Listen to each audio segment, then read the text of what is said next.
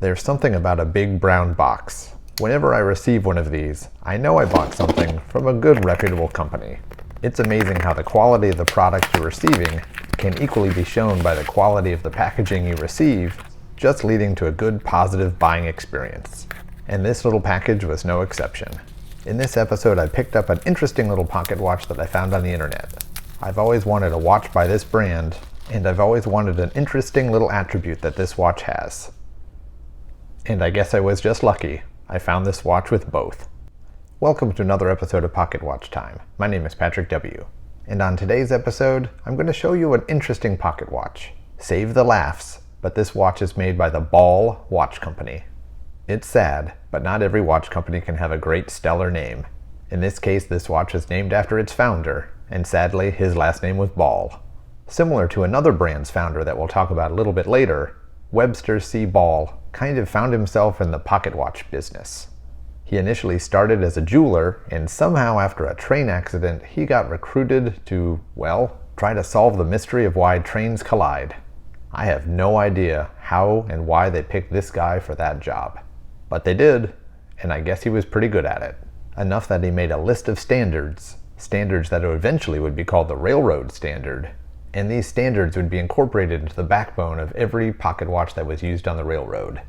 Without going through each and every single one, even though I'll list them right here, the purpose of these standards were to make the watches better. High quality movements, able to be regulated and timed properly, so that at no time, timing was off enough that accidentally two trains would cross paths again. And once these standards were forged and incorporated, Webster C. Ball actually made his own watch company called the Ball Watch Company. Similar to Rolex founder Hans Wilsdorf, the Ball Watch Company didn't make their own watches. They took other brands' watches and they made them better. They took more standard movements and they brought them back up to the railroad standard. So maybe the Ball Watch Company is the US equivalent of the Rolex Watch Company. I don't think so. However, I've always wanted to get my hands on a Ball watch. The problem for me, I don't really collect 16 and 18 size railroad watches. And besides those watches, nothing in the Ball Watch Company really stuck out to me. That is until I released a video a couple months ago talking about the 30 best pocket watches. And I actually saw that the Ball Watch Company, the current Ball Watch Company, made a recreation of their old classic movement. I want nothing to do with the current Ball Watch Company. I'll tell you about that in a minute. But this recreation hinted to me that they made an original. So I did a little homework and I found one.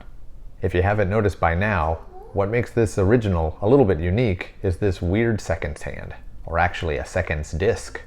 Different watch companies call this different things. Some brands call it a secometer, some call it rotating seconds, and I believe in this case they call it the Rotor seconds. Regardless of the name, I think it's just kind of cool. It gives what might be sort of a normal plain sterile dial, and it gives it a little personality, seeing this disc with all the numbers going around in a circle. And as I stated in the intro, I've really wanted to get my hands on one of these secometers. But oddly enough, these secometers are kind of a bit gimmicky in the world of pocket watches. So most watches that I've found so far that have a secometer are kind of junky movements that aren't really that interesting to collect. And by no means is this a super high quality movement. It's not that rare. I think there were 8,000 total made. That's not a small number, but that's not a huge number. But with this relatively thin pocket watch, a 12 size movement with a secometer dial, I definitely thought this Ball watch was the one to take a chance on. One of the nice characteristics you see of a Ball watch, they have this interesting damascening pattern, usually called a bullseye damascening pattern. I'm not sure why more companies don't make a beautiful damascening pattern like this, but for some reason they don't. I think it's a really striking look, and I've appreciated it on other Ball watches that, I just wasn't interested in buying. So just a few basic specs about this movement. It's a 19 joule movement. It was made in 1926. The original producer of this watch was the Illinois Watch Company. But as I said a little bit earlier, this one was modified by the Ball Watch Company, and I guess that means they take it over. So now they consider it a Ball watch. Similar to how in the old days Rolex took any Bausch movement made by somebody else, slapped their name on it, and well, now it's a Rolex. The watch comes in a gold-filled Keystone watch case, a J-Boss 14 karat gold-filled case. This is the original case, and it's even marked Ball model. So not the rarest watch in my collection, but definitely a cool watch. What I like about this watch is that this is a watch that I could actually carry without having to worry about so much. And with that Secometer dial, it gets your attention. And isn't that what watch collecting is all about? Carrying something that you enjoy and being able to get a little bit of attention from it now and then. So last piece of information I give you before I take off. The Ball Watch Company was founded in 1891. However, the current Ball Watch Company is not the original Ball Watch Company. The original family owned the watch company until about 1990. Somewhere in the 90s, the watch company was sold off to Switzerland. So the current watch company has absolutely nothing to do with the original watch company. On the website, they still state they're a US brand, but they're not. There's absolutely nothing wrong with Ball's current wristwatch collection. Some of the watches are actually really nice and a great bargain for what you get. But similar to the new Hamilton Watch Company, being a collector of old-time pocket watches, I just can't wrap my head around a new company based out of an old American company. So I'll buy an old Hamilton, but not a Swiss Hamilton. And I'll buy an old Ball watch, but not a Swiss Ball watch. That's just me. Thanks for watching. I hope you enjoyed this short little video on this Ball watch. Probably introduce you to a new brand, tell you a little bit about the railroad classification of pocket watches, and maybe show you a secometer for the first time.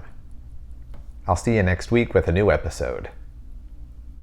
If you're new to my channel, please subscribe to PocketWatchTime. PocketWatchTime. I have lots of reviews on watches and on pocket watches. If you've got any questions or comments, please leave them below. Thanks for watching. I'll catch you in the next one.